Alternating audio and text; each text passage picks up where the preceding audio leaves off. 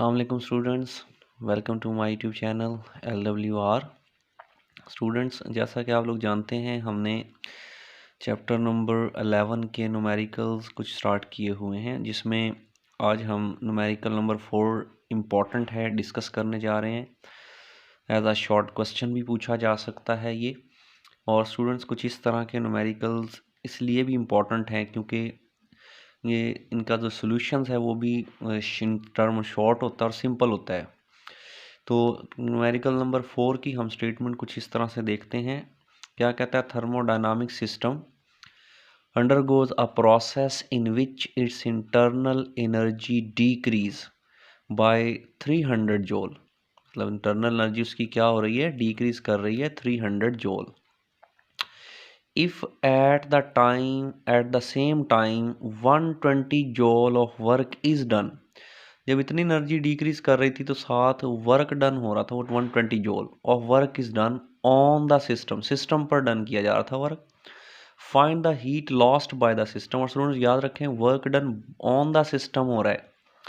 Work done on the system आप सब जानते हैं नेगेटिव में लिया जाता है। तो एक तो स्टूडेंट्स यहाँ पर इंटरनल एनर्जी डिक्रीज कर रही थी यानी फॉल कर रही थी, तो ये भी हम नेगेटिव में लेंगे। और work done on the system हो रहा था 120 जूल, ये भी वैल्यू नेगेटिव में होगी। तो ज़रा देखते हैं इसका सोल्यूशन क्या है। सबसे पहले गिवन डाटा जो है हमारे पास वो है डिक्रीज इंटरनल एनर्जी, वो हमें दी है 300 जूल है, ठीक है।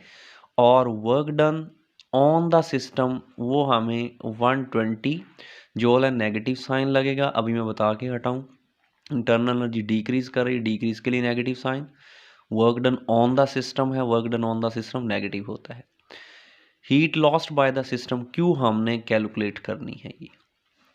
तो सॉल्यूशन की तरफ चलते हैं स्टूडेंट्स। इसमें आप लोग सब जानते हैं, आपने चैप्टर्स के अंदर ही फर्स्ट लॉ ऑफ थर्मोडायनामिक्स के बारे में पढ़ा होगा, जिसकी कुछ मैथमेटिकल फॉर्म ये थी, Q is equal to del U plus W. क्या कहता था फर्स्ट लॉ? अगर किसी सिस्टम को हम हीट देते हैं तो उसकी इंटरनल एनर्जी में चेंज आता है और साथ वर्क डन होता है। अब स्टूडेंट्स आप जानते हैं कि डेल यू की वैल्यू भी हमें गिवन है टॉप पे, ये देखें, और डब्ल्यू यानी वर्क डन की वैल्यू भी हमें गिवन है ये। तो दोनों की हम वैल्यू -300 प्लस वैसे डब्ल्यू की जगह -120। अब ये वैसे ही प्लस माइनस माइनस हो जाएगा।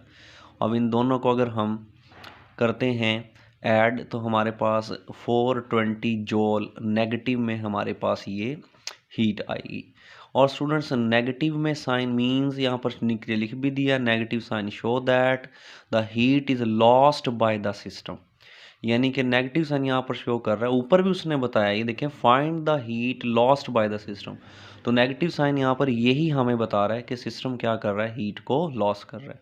तो ये स्टूडेंट जैसे इसका न्यूमेरिकल था 4 वाला, इजी था इसका सोल्यूशन भी। इसको एक बार आपने खुद भी सॉल्व करना है। नेक्स्ट स्टूडेंट हम चलेंगे, क्योंकि आप लोग जानते हैं न्यूमेरिकल नंबर 6 की मैंने पहली वीडियो अपलोड कर दी थी बना के। 5 वाला भी अभी हम सॉल्व करेंगे, लेकिन मैं सबसे पहले वो वाले न्यूमेरिकल सॉल्व कर रहा हूँ जो मोस्ट इम्पॉर्टेंट है बोर्ड के पॉइंट ऑफ व्यू से।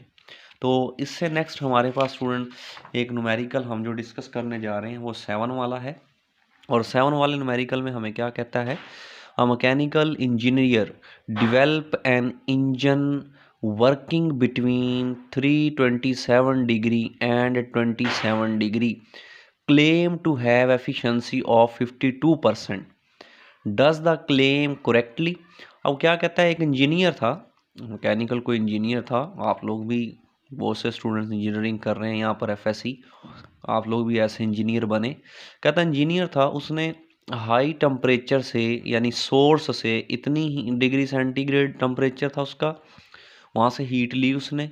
और लो टेम्परेचर जो था उसका इतना डिग्री सेंटीग्रेड टेम्परेचर था जिसे सिंक भी कहते हैं हम, तो उसकी तरफ हीट ट्रांसफ़र कर दी जाती है, जो रिजेक्टेड हीट हम जिसे कहते हैं।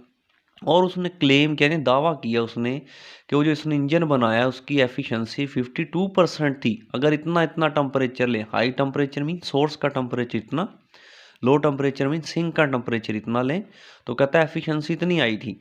तो फिर वो पूछता है डज ही क्लेम करेक्टली, क्या वो ये दावा जो है वो दुरुस्तगी से कर रहा है, ये हमने एक्सप्लेन करना है।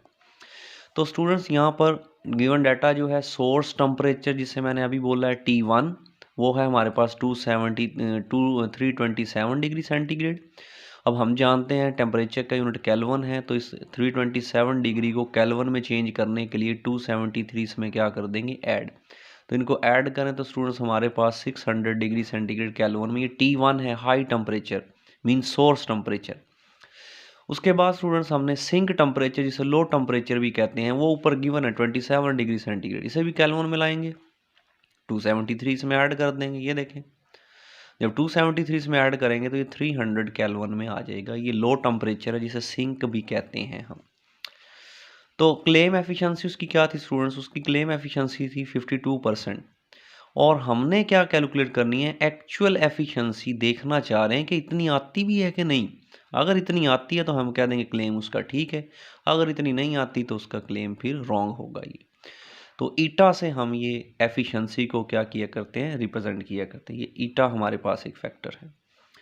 तो स्टूडेंट्स हम जानते हैं यहाँ पर as we know that efficiency का फार्मूला आपने कार्नेट वाले इंजन में पढ़ा होगा। ये इन टर्म ऑफ हीट भी आप लोग जानते हैं, इन टर्म ऑफ टेम्परेचर भी। हमें क्योंकि टेम्परेचर गिवन है तो टेम्परेचर की टर्म में हम एफिशिएंसी लगाएंगे, परसेंटेज में निकालेंगे क्योंकि यहाँ पे वो परसेंटेज की बात कर रही है इधर। तो efficiency percentage is equal to 1 minus T2/T1 multiply by 100, क्योंकि परसेंटेज में लाना है 100 से मल्टीप्लाई कर देंगे। अब स्टूडेंट्स आपने जस्ट यहाँ पर वैल्यू पुट करनी है, एफिशिएंसी परसेंटेज में वैसे आ जाएगी, 1 भी वैसे, माइनस T2 टेम्परेचर हमारे पास 300 है, T1 टेम्परेचर हमारे पास 600 है, मल्टीप्लाई बाय 100। अब आपने 300 डिवाइडेड बाय 600 कर देना तो आंसर आ जाएगा 0.5। तो ये 1 वैसे ही माइनस 0.5, 1 माइनस 0.5 तो आंसर आएगा 0.5, यानी 1 माइनस 0.5 करेंगे तो आंसर 0.5 आएगा, मल्टीप्लाई बाय 100। अब 100 से इसको मल्टीप्लाई करेंगे तो स्टूडेंट्स एफिशिएंसी जो हमारी निकल रही है वो 50% निकल रही है। उसने कितना दावा किया था, उसने 52% का दावा किया था। तो हम कह सकते हैं कि ये जो उसने दावा किया था बिल्कुल उसी के इक्वल तो नहीं आया ये, ठीक है। ये 50% है, उसने दावा 52 का किया था, यानी 2% ये वैल्यू कम आई है। तो फिर क्या लिखेंगे, so the claim of 52% efficiency is not correct. तो उसका जो क्लेम था, जो उसने दावा किया था 52% का, वो दुरुस्त नहीं है। तो स्टूडेंट्स यहाँ तक ये भी इजी है, न्यूमेरिकल स्टेटमेंट भी इसकी छोटी है और सोल्यूशन भी इसका छोटा सा है बिल्कुल। तो इस तरह के स्टूडेंट्स मैंने अभी बताया आप लोगों को, न्यूमेरिकल्स मोस्ट इंपॉर्टेंट रहते हैं बोर्ड्स के पॉइंट ऑफ व्यू से। तो इनको आपने अच्छी तरह से एक बार खुद भी सॉल्व करना है। नेक्स्ट वीडियो में हम इसके नेक्स्ट न्यूमेरिकल को देखेंगे। तब तक के लिए अल्लाह हाफिज़, थैंक यू।